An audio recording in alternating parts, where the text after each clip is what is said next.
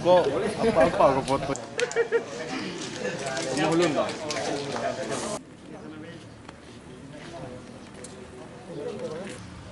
Udah maka.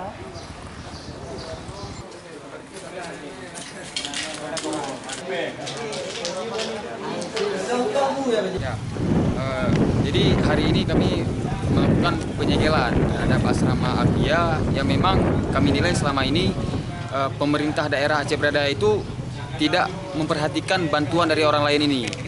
Permasalahan besarnya kami harapkan ada regulasi yang jelas terhadap asrama. Seperti kanun ataupun perbub itu segera dikeluarkan. Jadi kalau sudah dikeluarkan kanun atau perbub itu pasti ada anggaran yang dikeluarkan untuk asrama.